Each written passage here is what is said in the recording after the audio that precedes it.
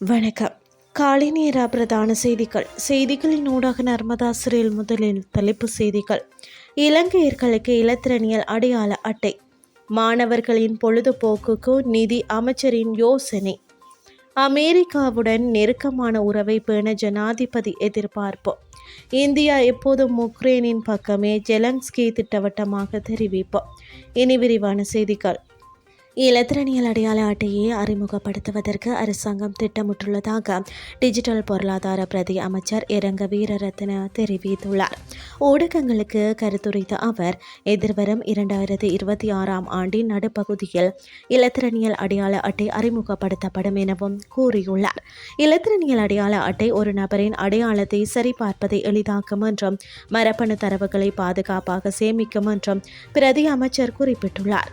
இந்த திட்டத்தின் ஊடாக அரசு மற்றும் தனியார் நிறுவனங்களின் ஆவண சான்றிதழின் தேவையும் குறைவடையும் என்றும் அவர் தெரிவித்துள்ளார். இலத்திரனியல் அடையாள அட்டை அமலுக்கு வந்ததன் பின்னர் நிகழ்நிலை மோசடிகள் கட்டுப்படுத்தப்படும் என பிரதி அமைச்சர் இரங்க வீரரத்ன குறிப்பிட்டுள்ளார். வர்த்தக, வாணிப, சுற்றுலா மற்றும் முதலீடு உள்ளிட்ட முக்கிய துறைகள் தொடர்பில் அமெரிக்காவுடன் இலங்கை கலந்துரையாடல்களை நடத்தியுள்ளது.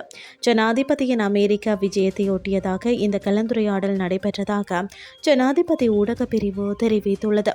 அந்த முக்கிய துறைகள் குறித்து ஜனாதிபதி அனுரகுமார் திசாநாயக்கவுக்கும் அமெரிக்க ஜனாதிபதி டொனால்ட் ட்ரம்பின் தெற்கு மற்றும் மத்திய ஆசியாவிற்கான விசேட பிரதிநிதிக்கும் இடையில் சந்திப்பு ஒன்று நடைபெற்றது.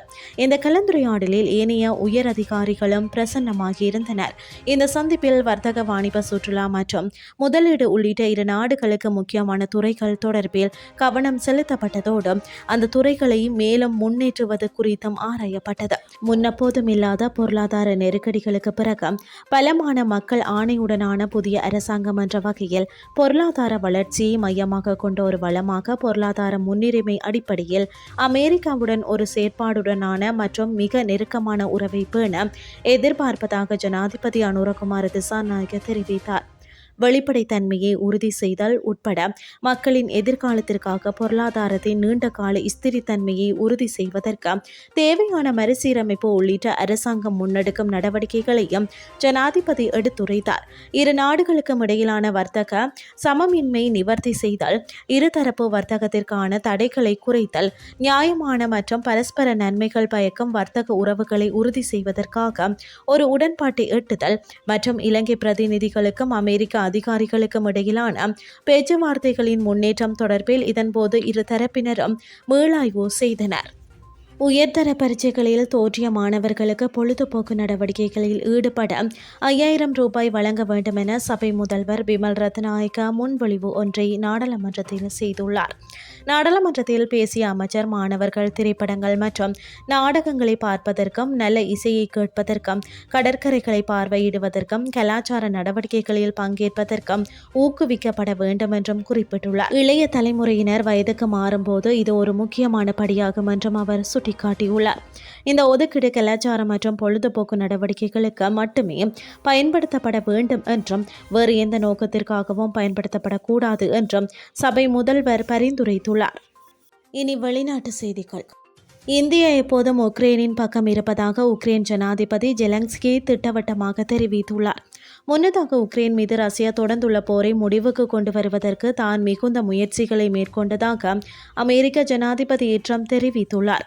ஆனால் ரஷ்யாவிடம் இருந்து இந்தியா, சீனா போன்றவை மசகு எண்ணெயை கொள்வனவு செய்வதன் மூலம் இந்த போர் தொடர்ந்து கொண்டிருப்பதாகவும் ட்ரம்ப் சுட்டிக்காட்டியுள்ளார். அத்துடன் உக்ரைனில் நடந்து வரும் போருக்கு இந்தியா மற்றும் சீனா நிதியளிப்பதாகவும் அமெரிக்க ஜனாதிபதி ட்ரம்ப் தெரிவித்துள்ளார். இந்த நிலையிலேயே இந்தியா எப்போதும் உக்ரைனின் பக்கம் இருப்பதாக உக்ரைன் ஜனாதிபதி ஜெலன்ஸ்கி கூறியுள்ளார். இந்த போரை முடிவுக்கு கொண்டு வர சீனா விரும்புவதாக தான் நினைக்கவில்லை. அத்துடன் ஜனாதிபதி ட்ரம்ப் சீன ஜனாதிபதியின் அணுகுமுறையை மாற்ற முடியும் என்று அவர் குறிப்பிட்டுள்ளார். ஐரோப்பியர்கள் இந்தியர்களுடன் நெருக்கமாக இருந்து வருகின்றனர். ரஷ்ய எரிசக்தி துறை குறித்த தனது அணுகுமுறையை இந்தியா மாற்றிக்கொள்ளும் என்றும் சீனாவிடமிருந்து இதே போன்ற நிலைப்பாட்டை எதிர்பார்க்க முடியாது என்றும் ஜனாதிபதி ஜெலன்ஸ்கி தெரிவித்துள்ளார். இத்துடன் செய்திகள் யாவும் நிறைவடைகின்றது. அடுத்த இரவு 8:30 எதிர்பாருங்கள். நன்றி.